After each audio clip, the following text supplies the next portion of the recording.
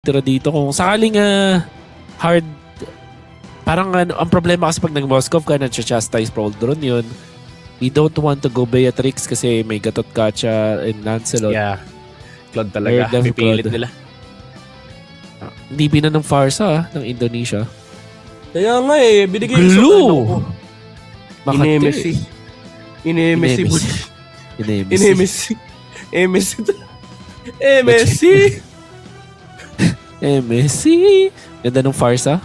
Nagulat ako na hindi siya binan ng Indonesia. You're looking for XP na sa glue. Walang CC. Arlot is not that effective. Wala nang counter, boss. Esme na lang yung matino.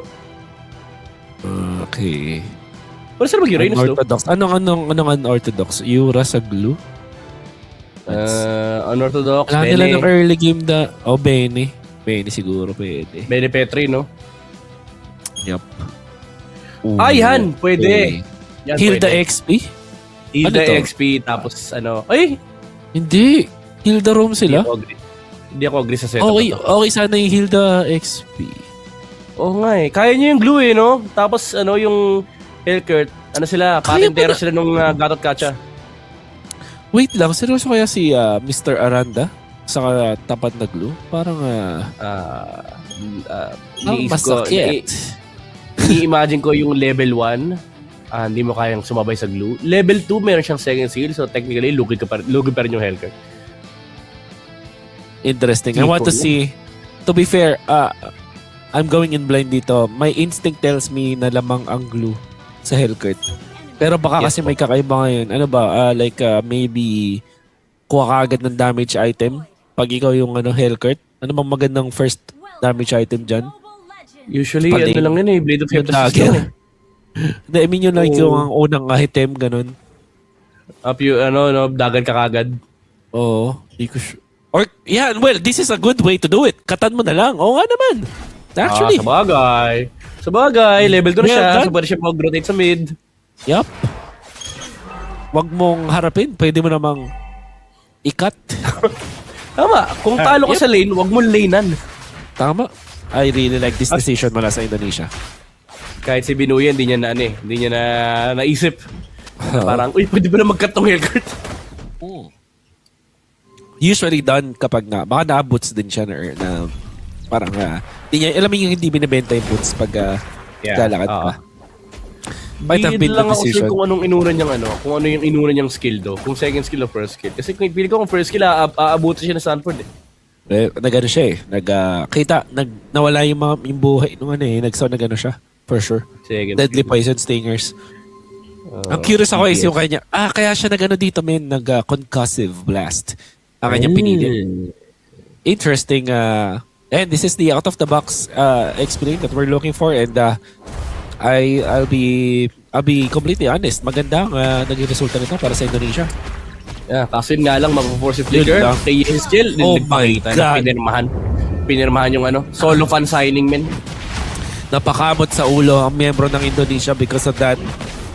And that is the Carl TZ Lancelot. Legendary. Yung game 1 ay tila ba chirping lamang para sa Lancelot ni Nepomuceno. And this time around, hindi ganun karami yung counter sa kanya, pero look at sa team fight, pero airstrike mula dito kay Pabico, pero hindi tumalon si Aranda ni hindi man lang nag-ulti yung Hellcurt, and dalawa yung nawala sa Indonesia. One jungler as well. Very big win for Team Philippines. Minsan talaga hindi okay na sobrang todo tipid ka. Kailangan mo rin gumasa para sa sarili mo na winning is in trouble. Sa likod si Leonardo, in comes Aranda, popping the ultimate. Pero tatakakasan lang, tatakbuhan lang siya dito. Siya naman na tinakbuhan ng mga members ng Team Philippines. And Team Philippines have outwitted Indonesia once again in this game. Yep. Hindi ginamit lahat. Reload manipulation, blazing duet, and pati na rin yung Dark Knight Falls. Pero sa Flicker, Purify lang, sapat na. And try ni Aranda i-burst yung glue kasi nga lang yung second skill na binabakit natin kanina. Ang problema pa rito, hindi niya pwedeng lapitan ulit yan for at least a good amount of time. Kasi i-reset lang ni glue yung sarili niya, makakapag-regen siya ng konting HP. But overall, yung movements dito ng roamer ng Indonesia na pipigilan yung mga aggressive pushes ng Team Philippines. Yeah. And what is really entails para sa Team Philippines ay ang mas magandang lane para sa Farsa ulit. Ganun, maging komportable ulit siya. Lancelot na hindi na problema sa laban na to is gonna have a good time kasi makakapag-invade siya. Fred rin, pinaka-ayaw niya pag nai-invadean siya. At dahil meron siyang 1 death dito sa game na to, masasabi natin malaki ang nagiging advantage na ngayon ni Pumuseno sa laban natin. Oo, pagbigyan mo na ako dahil kinailangan ko mag-Winter Crown. Winter Crown muna ang idol nating sa ngayon. Welcome to the Wolf Show. At by the way, pasensya ka na, Trimar, nakalimutan ko ang aking pinramis na isa-shoutout kita after the draft. Pero ngayon, binabati ko na the best na ngayon. Abangan niya talaga si Trimar. Grabe. Trimar, comment mo naman kung approve ka ba dito sa XP na Hellcurt. Gusto mo ba itong nangyayari na to? Explain mo naman sa viewers natin bakit siya naging effective or bakit siya ginagamit ngayon laban sa isang glue or kung saan man siya ginagamit, di natin alam. But sa tingin mo ba gana ang XP na Hellcurt? Shoutout kay Trimar mula sa TNC. Currently ngayon ay nasa TNC. Isa sa mga pinaka magagandang performance all throughout Season 16. Masasabi natin most improved XP laner dito sa Pilipinas. Malaki ang future. Ahead of the name. Shoutout sa lahat ng mga viewers niya. Ayun, shoutout sa'yo, Trimar TZ. Hello! At di ko alam kung nagbabalik na ba. Nagbabalik ka na ba? Pabalik na ako, malapit na. Antayin mo lang ng konti dahil malapit-lapit na. Ayan, nandito na tayo sa game.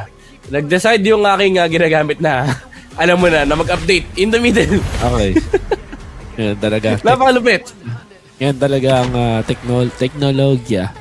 Okay, so ang nakikita natin ngayon na important na magiging advantage ni Nepomuceno dahil dun sa kanyang pagkakaroon ng magandang early game kumpara sa isang Fredrin is hindi talaga makakahabol sa farming itong si Sid. Kailangan lang mo ng kill kaso di ata ito yung way to go if you are the Fredrin.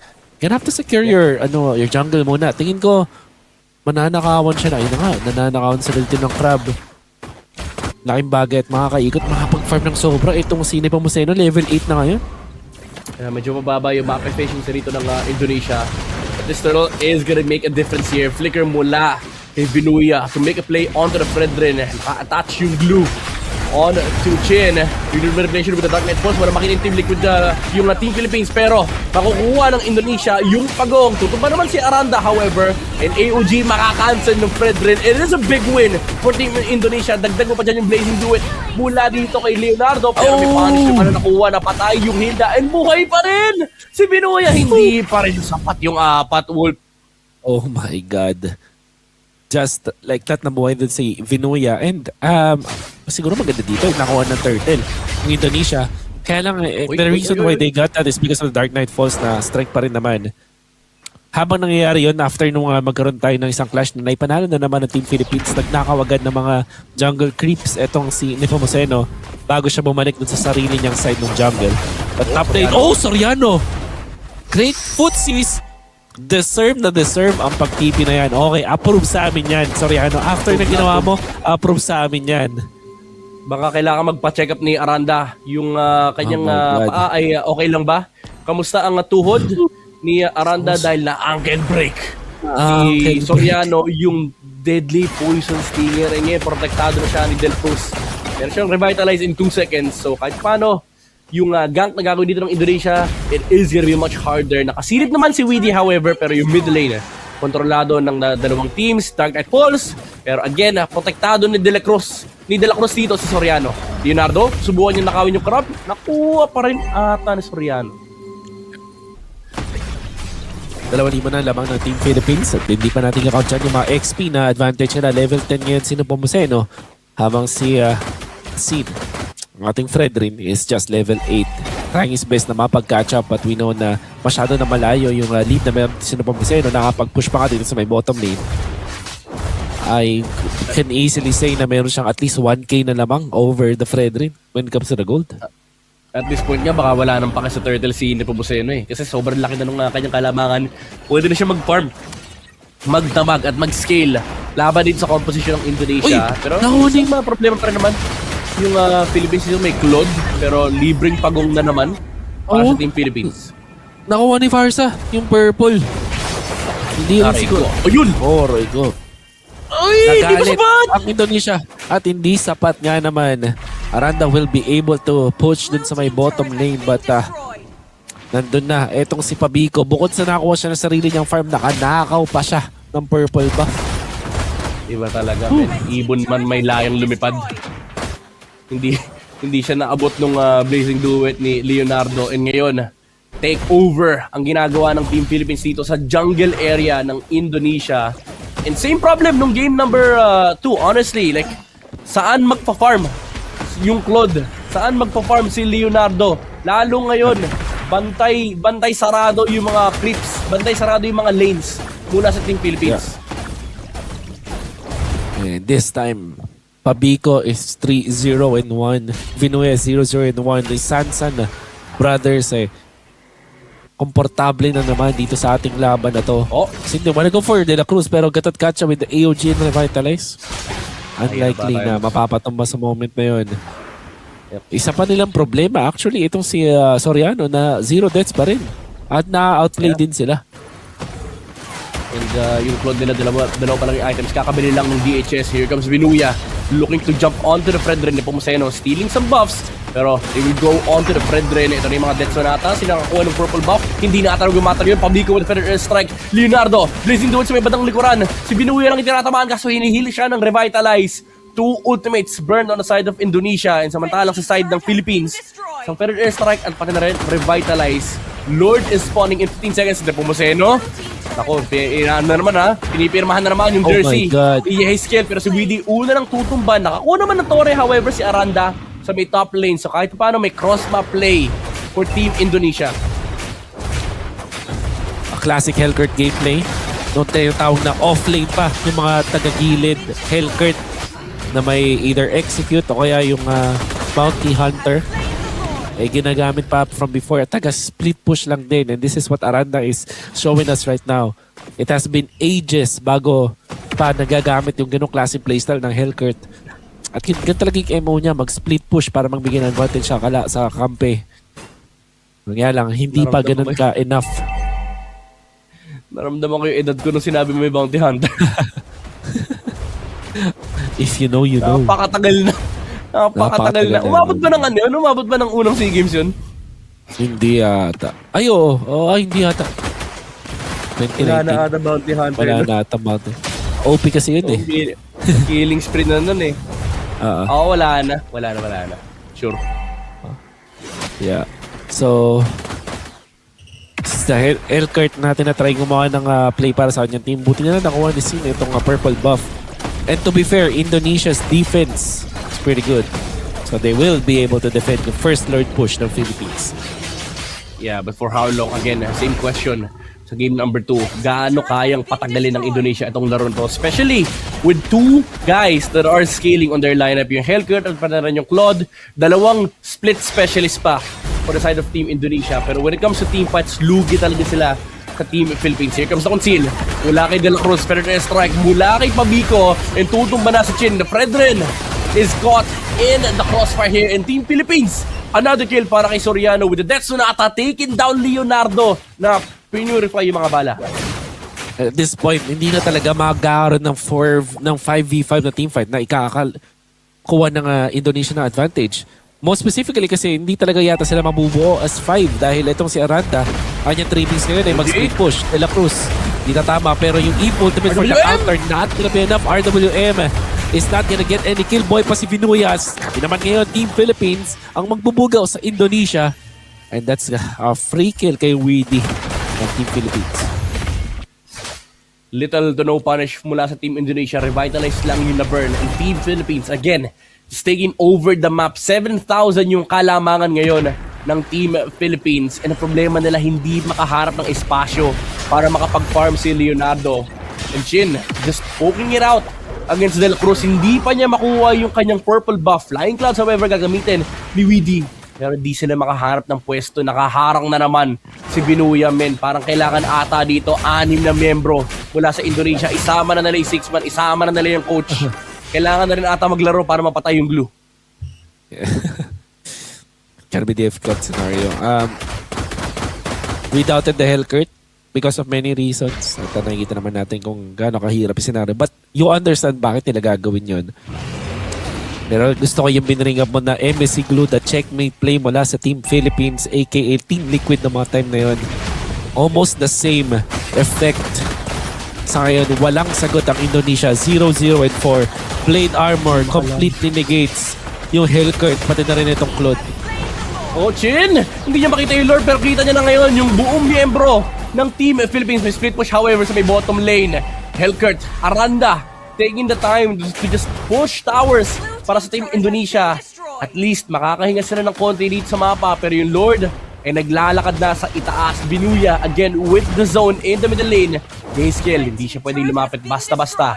Nakita niya na kanina na isang bagsak lang ng Parsa, pwede na kagad tumalon yung Team Philippines. Isang lane lang ang focus ngayon ng Pilipinas. Binuya jumping in onto Widdy.